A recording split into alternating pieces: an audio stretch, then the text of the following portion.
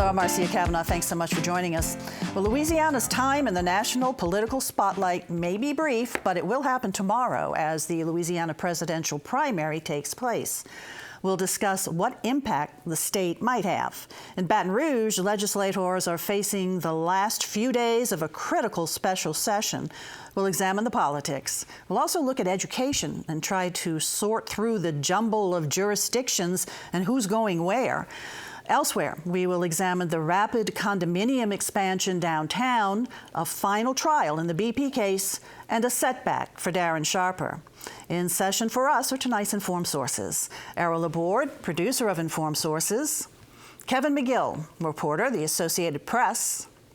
Danielle Dreilinger, education reporter, NOLA.com, the Times-Picayune. And Richard Thmpson, reporter, The New Orleans Advocate. Gone over to Kevin first and to talk about what's going on in the legislature and trying to fill that huge budget hole that we've got. And a lot is still up in the air. Checked with our Capitol Bureau mid-afternoon, and a lot is still fluid and will be probably over the next, I guess, fewer than 6 days. They have to wrap things up by Wednesday. Right now, even an optimistic look at what's going to happen is for the current fiscal year. You know, we were facing a upwards of $900 million hole in the budget for the current fiscal year that ends at the end of June. That looks like, under a best case scenario, under what everyone's agreeing to so far, there's still going to be $140 million in cuts. And keep in mind that while there's some rainy day trust fund money and oil spill money that raises several $100 million that people have agreed on, even the things that have been agreed on aren't through the process yet. There's been the sales tax increase that will bring in a few $100 million. The House wants that to last for 18 months. The Senate says 5 years. That's still got to be reconciled. Looks like there's going to be a cigarette tax, but that hasn't made it all the way through the process yet. There are various exemptions that would still be on that new penny of sales tax. They have to work out whether they want to keep those exemptions. And then there's a question of cuts. The House still wants cuts, but there doesn't seem to be a consensus as to where those where the next cuts should come. And even some of the House leadership members who say they want more than $100 million in cuts before they keep moving on with taxes, they acknowledge that the cuts they're looking at may not be politically feasible. So this is bouncing back and forth because the House also, the governor has listed some cuts that he wants, and then the House added some more cuts, and then some of the cuts included essentially defunding the Department of Education. Yeah, defunding the Department of Education. That would mean, some of those cuts would mean cutting off money for vouchers, which House members, Republicans in particular, have been great champions of. I don't think that's going to happen voluntarily. But again, if they can't agree on anything, and we have to see the governor make $140 million or more in cuts for the current fiscal year, he's very limited by various, to a large extent, constitutional restrictions that can't be changed quickly to higher education and health care. And the governor held a news conference today to say it seems that some of the legislatures, and I think he had his eye on the House to a large extent, are being kind of lackadaisical about this. And there is still talk that some universities, including LSU, if the cuts are too high, could mean shutting down classes before the spring semester is over. Kevin, how much discretion is there with rainy day funds? Doesn't this qualify as a rainy day by any accounts? They've agreed on, let's see, again, coming from our Capitol Bureau, agreements on $328 million, both from the rainy day fund and from BP oil money. Yeah, I think there's a big consensus that the rainy day trust fund is going to be tapped both this year and probably in the next fiscal year, which is where we're looking going into a $2 billion deficit and probably still $1 billion under the current under what we're looking at right now. They're going to have to agree on either some other cuts. They've made about, I believe we're in the neighborhood of 60 million cuts have been agreed on right now. That was described to me by our correspondent as nibbling around the edges. Agencies putting off ordering supplies or canceling some contracts. But seems to be a growing consensus that there's not going to be much more that they can cut without risking, again, spring semesters or certainly summer classes. And what happens to the state health care system? What happens to state hospitals if cuts get so much that the people who were contracted in the last few years to run those hospitals decide to walk away from those contracts because they're not getting enough money? It's not really clear whether the state can legally shut down the hospitals, but who's going to run them? Really, well, higher education and hospitals are saying, look, we cannot sustain any more cuts than what are already on the board or what we have already experienced. And so will all of this get settled in time? Because we're talking about right now just this fiscal year. Right away, then we go into the regular session. Where they're limited and they can't do revenue raising in the regular session. But we're going to have a budget that we're going to have to put together, which right now is looking like it's going to be about maybe $1 billion short, not $2 billion because of what's being done right now for this fiscal year. Will there be yet another special session, do you think, after the regular session? Yeah, that looks almost certain. And who knows what's going to happen in the next 6 days, too. Again, I guess we will find out one way or another. There are still people who believe that King Alexander, when he was mentioning the possibility that LSU football might not happen next fall, not because he would withdraw funds or the state would withdraw funds from a very good self-sustaining athletic program, but because students wouldn't be eligible because they wouldn't have the credits they need with the cancellation of the spring semester. Some people still think that's a scare tactic. It won't really happen, and we may find out the hard way. Well, the governor said today to the legislators, lead, follow, or get out of the way. He wants to have something done. Yes, he does, and we'll see in the next, I guess, Wednesday, we'll find out what's going to be done. Okay, thanks a lot, Kevin. Over to Errol. Presidential primary here in Louisiana tomorrow. Absolutely. You know, I think a good metaphor for the importance of the Louisiana primary, and it is sort of important, but not a major one, is that Donald Trump was scheduled to speak here this evening, but he was going to be at the Lakefront Airport. So the Louisiana primary is the kind that you schedule your press conference at the airport, where you can fly in and then get in and fly out and go and go other places. It's not the sort of place where you rent a big convention hall. And I think that speaks for it. Marco Rubio was going to have an event here. He just canceled it. He said that he should go other places. And of course, he's got Bobby Jindal supporting him, which is probably maybe the worst guy they have politically supporting him. So maybe with that, he kind of saw that his campaign wasn't going to do well. But you know, Louisiana could have been part of the Super Tuesday primary last Tuesday, but both parties, local parties, state parties, wanted to have it separately. And so they decided, and there's a tradition of Saturday elections in Louisiana. They thought by having on March 5th, they could have more attention. Now, there are 3 other states that are having primaries tomorrow, too, Kansas, Maine, and Kentucky. But they thought that maybe they can get a little bit more attention, and maybe they will. If Trump does well, it would certainly verify his strength. It'll put him that much closer to the nomination.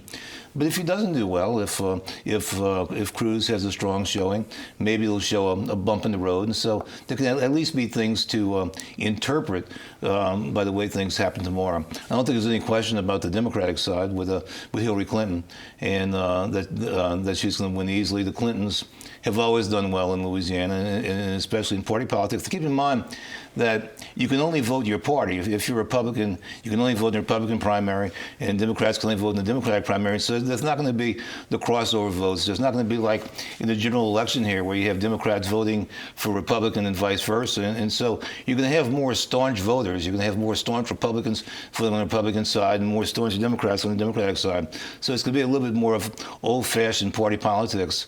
But, you know, it could have some importance. There's 46 delegates in the Republican Party and 51 delegates up in the Democratic Party.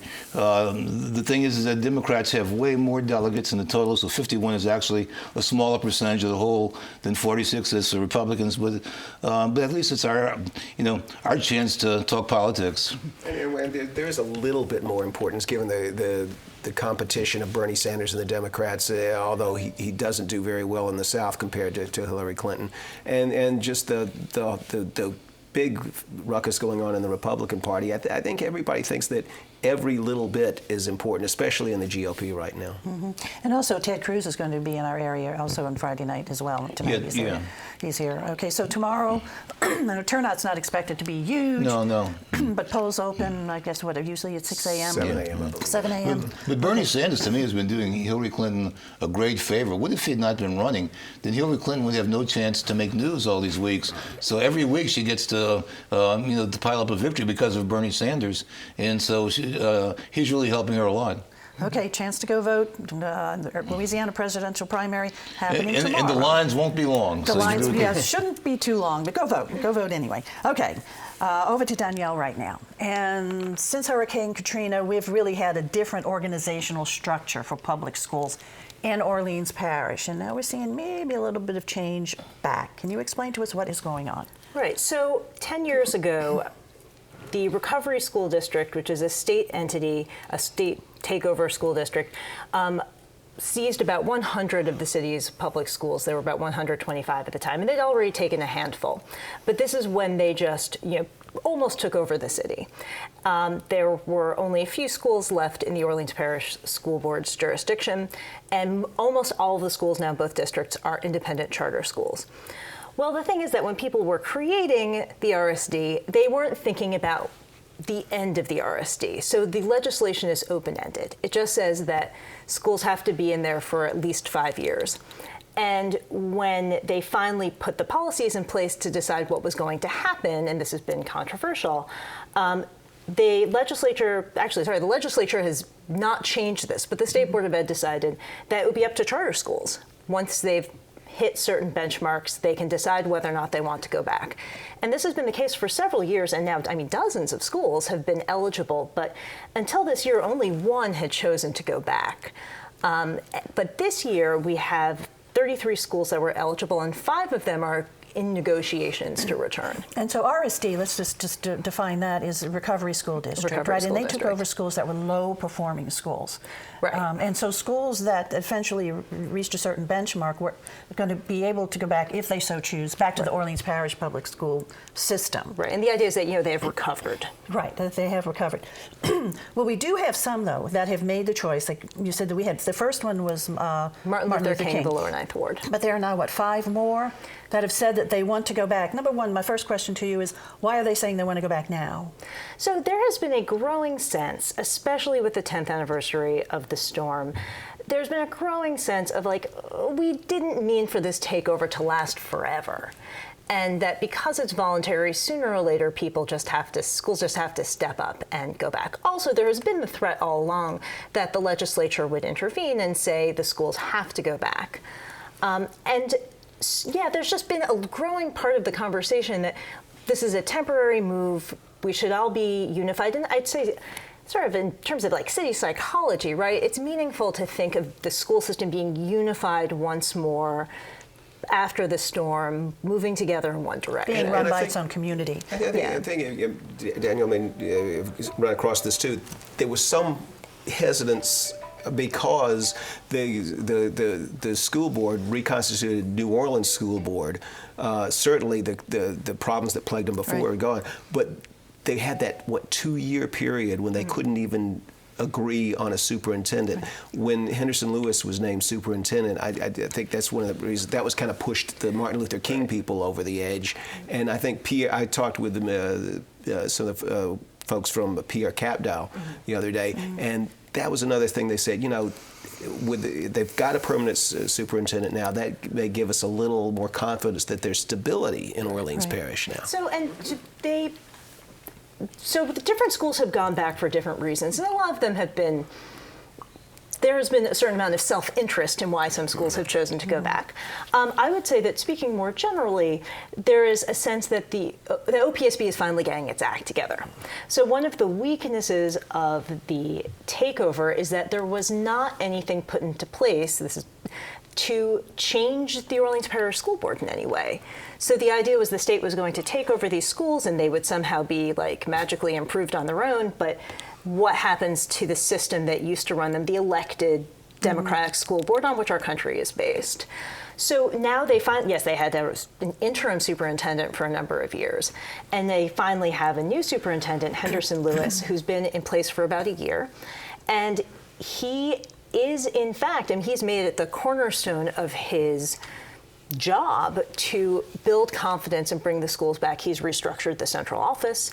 He used to run a recovery school district charter school, so he's very familiar with that world. Let me just quickly note, too, last year we actually streamed live a meeting called NOLA Parent Perspectives about public education post-Katrina. And one thing that came out regarding putting schools back under Orleans Parish School Board or not, parents are saying, well, yeah, okay, we could. That either it concerned me or it really didn't. But the thing that did concern them, they liked the way their charter school was being run. Right. And they did not want to see any changes to it.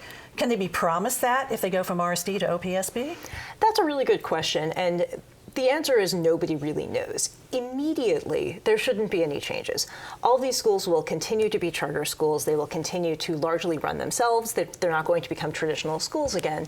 But the Orleans Parish School Board sets the policies for its charter schools, and they could change them. So there's even been talk from one school about, geez, if only we could get them to put these policies in a lockbox. Yeah, but that's something that we'll have to wait and see. Quick, Errol? What's the big part of the equation? We're talking about this in terms of the schools making the decisions. In the past, there wasn't anybody to make decisions for schools. Now that the charter school, there's some group within the school that's making this, and so you're seeing more of this control at the school level, which in the long run just seems to be good. One thing that parents noted too also is that in this charter model that they have more access to the leaders of the school as administrators as opposed to the board, and it was harder to get to members of the board. So at any rate, it's still all in a state of flux. These new schools that want to go back, there's still a process that's ongoing, so it's not decided exactly yet. No, it's not. They're still negotiating, and some of them are waiting on property insurance rates, so it's like very specific logistical issues. So they're negotiating, that's the key word. Yes. Okay, thanks a lot, Danielle.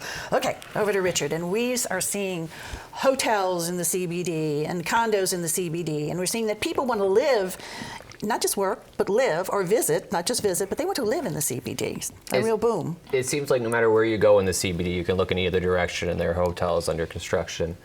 Right now, there's more than a dozen. The work total is valued at over $1 billion, and it's going to create thousands of new rooms. And we're starting to see it. A lot of it's driven by a couple of different things. There's a pent-up demand from a lull in construction in the years after the storm. There's also generous state and federal tax incentives that are being offered for bringing some of these historic buildings back online. And certainly New Orleans has plenty of those, although they are now starting to dwindle as the work's been completed. In the historic buildings. Right. So, back to people wanting to live down there, essentially what age group are we seeing? And are these the so-called newcomers who are coming into the city? Is that who we see, taking up residence in the CBD? We're seeing a lot of younger people moving into the CBD as well as older second home buyers. There seems to be a growing interest both here and nationally about living in downtown areas that are walkable. And in the last 5-6 years, we've started to see that really improve in New Orleans with the South Market District. There are 2 buildings now. There's one more that's coming next year with apartments. There's also the CVS. But the real driver of that was the Rouses, which opened in 2011. If you look at that area around the Rouses, it's like a different city. If you've been away from New Orleans a few years, and all of a sudden you go there, you're going to say, where am I? It looks like somewhere else. It looks like it sprang up overnight. And a real sign of the way the development is going to see a lot of people riding bikes and walking dogs and doing that sort of urban thing in those neighborhoods. Pushing strollers, you see more of that now. So that means you're seeing families reside down there and not just young single professionals.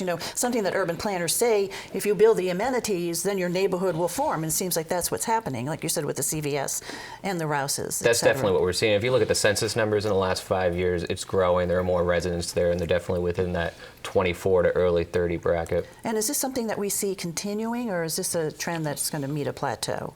What are they projecting? I think that we're going to continue to see it moving in this direction. I think as time goes on, the real estate prices by the square foot are really climbing in the CBD. It can go anywhere from $300 to $400. That might start to teeter out at some point. There is another building coming online next year within the South Market District that'll have more rooms for folks to move into.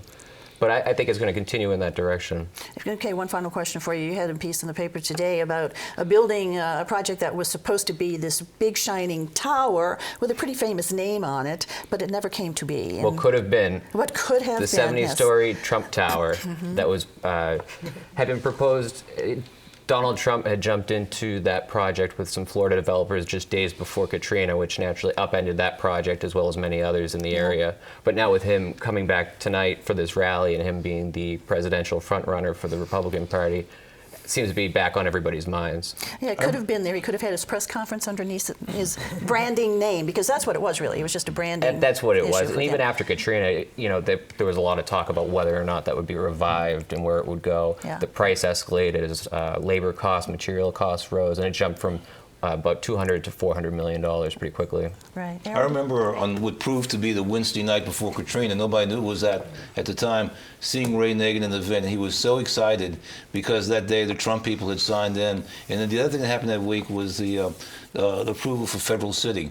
So he says, man, we're on the move now. We're on the go as a city right now. I got the Trump Tower, I got the Federal City. And it was the Wednesday night before Katrina.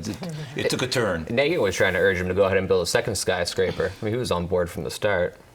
So, as your article led with Ed Blakely, it said, we're going to see the skyscrapers. I mean, the cranes in the sky. Cranes in the sky. Yeah. Well, we're seeing the cranes in the sky now. There they are. Maybe a little bit later, but we're seeing them. Okay, Richard. Thanks a lot. All right, back over to Kevin. Darren Sharper, that former football player, Saints football player, run into trouble with the law, and he had a sentence, but the judge said, a plea deal, but the judge did not accept it. Yeah, it was the famous global plea deal involving jurisdictions in 4 states, including the federal court here in New Orleans.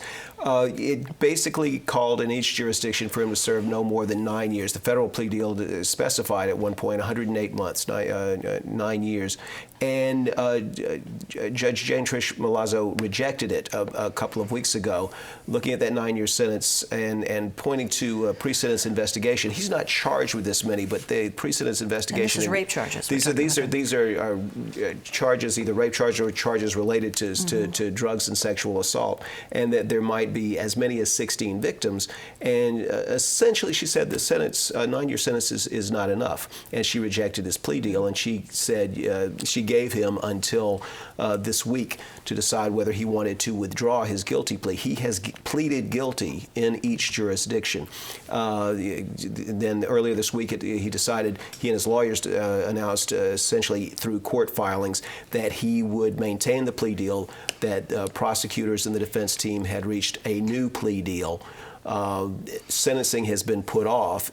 There is we don't know what the plea deal holds now, but it's pretty clear that they are not going to try and bind any court, or this court anyway, the federal court, to a specific sentence. And he will probably not be sentenced until after the federal trial of his 2 co-defendants, including a former St. Bernard Parish Sheriff's deputy.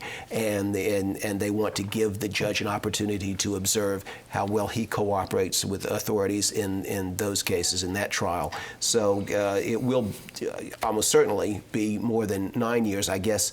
Perhaps the defense is hoping to avoid the 15 to 20 years that look like a more realistic sentence under sentencing guidelines, as explained by the judge. Will he serve his sentence? Yeah, I'm not absolutely clear on that, and I believe that is said somewhere, but it will be a federal, it'll all be concurrent with a federal sentence. And so very likely the federal sentencing, the federal prison hasn't been chosen yet, and it won't be until he's sentenced. Okay, so we really don't know. We have no idea what this new not really. We know what it doesn't include, and that's a 9-year prison sentence. Okay. Was this kind of unusual for a federal judge to do that, to say, no, I'm not accepting this? It's not unheard of from what I gather from talking to legal experts. And what was unusual about this was that very specific sentence. Usually when you see a plea deal, there's it's very clear that the judge isn't bound to it, and it's not absolutely specific. We're going to ask for this downward departure. And this, apparently, some analysts were saying the judge perhaps, and you can't put words in her mouth or read her mind, felt that it was a little too binding. And at any rate, 9 years, she made clear, was not enough. Not happening. Okay, yeah. Kevin, thanks. Richard, back to you real quick. Finally, the end of the BP trials at any rate. So the last one was, about a week or so ago? Last one wrapped up last week. And so ultimately what we see is there were 5 workers who were charged, 4 BP workers.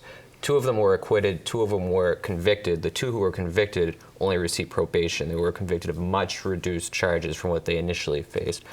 And what we saw last week was Robert Kaluza, who was a well site leader, who was a supervisor on the rig. He'd been accused of botching a test that was important, that prosecutors had alleged if he hadn't botched that test, then perhaps the disaster could have been avoided.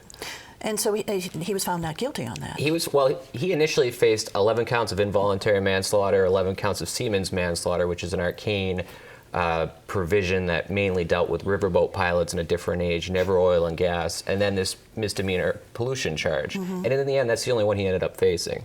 And then he was also found not guilty for that. Now, the other gentleman that was also initially charged with manslaughter, and he did plead guilty to the pollution charge. He also faced the same charges. He took a plea deal at the end of last year on that pollution charge, and he ended up receiving...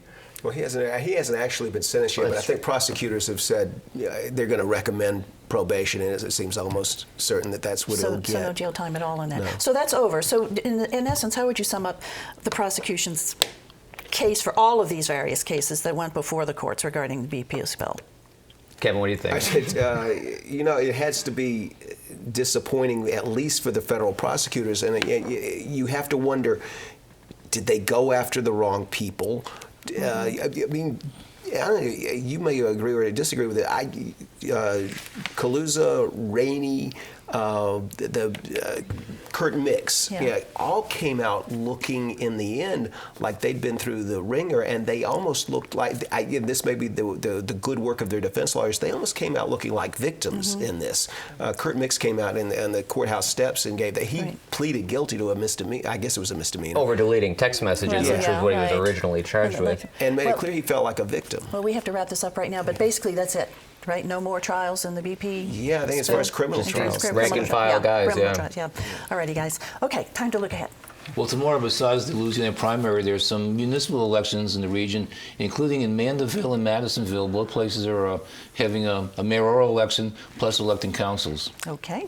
Kevin. In federal court next week, 2 of the film producers who were on trial for fraud and were convicted of fraud will learn their sentence in a case. They'll get the sentence from U.S. District Judge Martin Feldman, who has made clear that he didn't think the prosecutor's case was very good, but he also didn't think he could throw out all of the convictions. He threw out some of the convictions for 2 of the defendants, but he didn't want to, in his words, substitute his judgment for the jury's. What defendants are those? This is Peter and Susan Hoffman. Okay. Michael Arata was already sentenced to probation. Right. Okay. Thanks. Danielle. Well, after the State Board of Ed meeting this week, it turns out we don't know what's happening with the New Orleans school funding plan, and that's going to the Orleans Parish School Board, and that's going to be a big deal.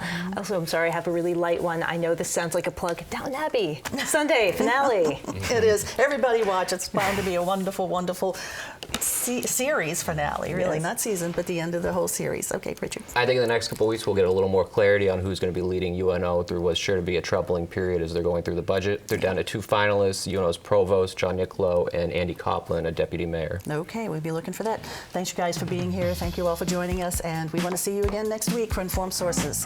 Have a good evening.